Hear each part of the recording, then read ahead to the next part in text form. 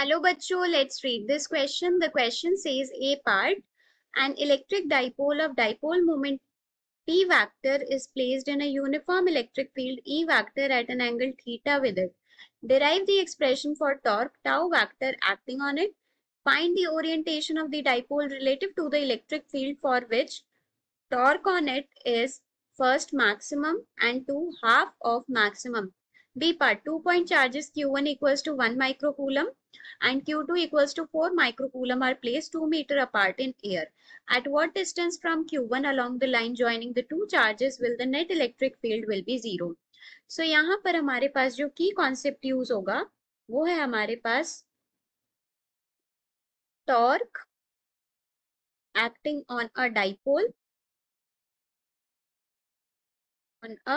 dipole so question में हमको बोला है कि हमारे पास एक इलेक्ट्रिक डाइपोल है जिसका डाइपोल मोमेंट हमको पी वेक्टर गिवन है, उसको हमने एक यूनिफॉर्म इलेक्ट्रिक फील्ड में रखा है।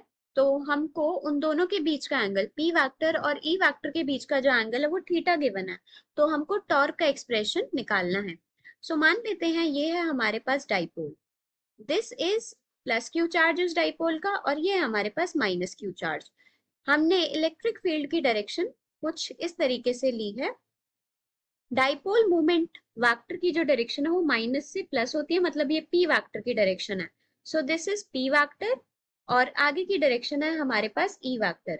दोनों के बीच का एंगल हमको थीटा गिवन है, तो हमको टॉर्क की इक्वेशन निकालनी है। सो टॉर्क क्या होता है, सबसे पहले तो अब ये दोनों जो चार्जेस हैं, पॉइंट चार्जेस हैं, इनकी वजह से क्या लगेगा, फोर्स लगेगा चार्जेस के ऊपर क्योंकि इलेक्ट्रिक फील्ड में रखे गए हैं। सो पॉजिटिव के ऊपर इलेक्ट्रिक फील्ड की डायरेक्शन में फोर्स लगेगा QE और नेगेटिव के ऊपर इलेक्ट्रिक फील्ड से ऑपोजिट डायरेक्शन में फोर्स लगेगा QE। सो अगर हम बात करते हैं, हमको पता है फोर्स की वैल्यू क्या हो गई, ये हो गई हमारे पास QE, डायरेक्शन ऑपोजिट है। तो अगर पूरे सिस्टम के ऊपर देखते हैं तो नेट फोर्स क्या है, नेट फोर्स तो जीरो है, इक्वल एंड ऑपोजिट है। So net force on the system is zero. अब हमारे पास जो टॉर्क का मैग्नीट्यूड होता है, we know that magnitude of torque is given by tau से रिप्रेजेंट करते हैं और इसको हम बोलते हैं दोनों में से कोई भी फोर्स, ये कपलिंग फोर्स है तो either force into perpendicular distance between them, into perpendicular distance between them. सो ईदर फोर्स में क्या आ जाएगा हमारे पास QE। अब परपेंडिकुलर डिस्टेंस क्या होगा, अगर हम बात करते हैं, ये है हमारे पास डायग्राम, ये अगर हमने डिस्टेंस जो है 2a मान लिया, डाइपोल का डिस्टेंस 2a है, ये एंगल थीटा है, तो ये है परपेंडिकुलर डिस्टेंस, तो इसकी वैल्यू क्या हो जाएगी 2a साइन थीटा। सो हमारे पास टॉर्क की वैल्यू क्या आ जाएगी QE into 2a sine theta. हमको पता है डाइपोल मोमेंट वेक्टर जो होता है उसका मैग्नीट्यूड क्या होता है, उसका मैग्नीट्यूड होता है Q इंटू 2a। सो टाउ को हम क्या लिख सकते हैं, टाउ को हम लिख सकते हैं Q इंटू 2a की जगह हम P लिख सकते हैं, तो इसको हम लिख सकते हैं PE साइन थीटा। सो हमारे पास जो टॉर्क है उसकी वैल्यू आ गई PE साइन थीटा। अब हमको बताना है टॉर्क मैक्सिमम कब होगा। सो टॉर्क जो है मैक्सिमम तब होगा, P और E तो कांस्टेंट है, जब हमारे पास साइन थीटा मैक्सिमम होगा। क्या होगा, साइन थीटा मैक्सिमम। और साइन थीटा मैक्सिमम तब होता है जब हमारे पास थीटा जो होता है वो 90 डिग्री होता है।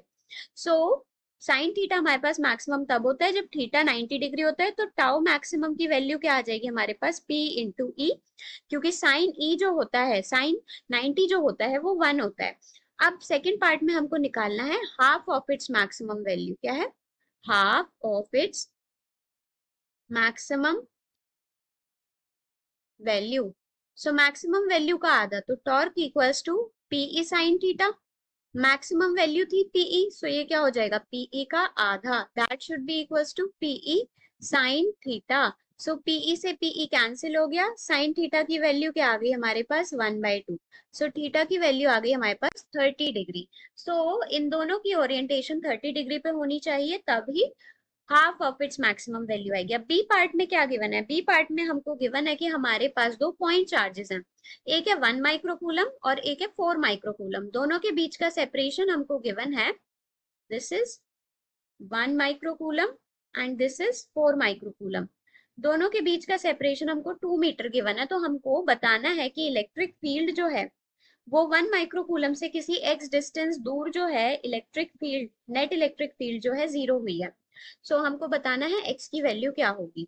सो 1 माइक्रोकूलम की वजह से जो फील्ड होगी उस पॉइंट पे क्या होगी, के into 1 into 10 raised to power -6 by x square, that should be equals to electric field due to 4 microcoulomb, means k into 4 into 10 raised to power -6 divided by distance क्या हो गया 2 माइनस एक्स का whole square.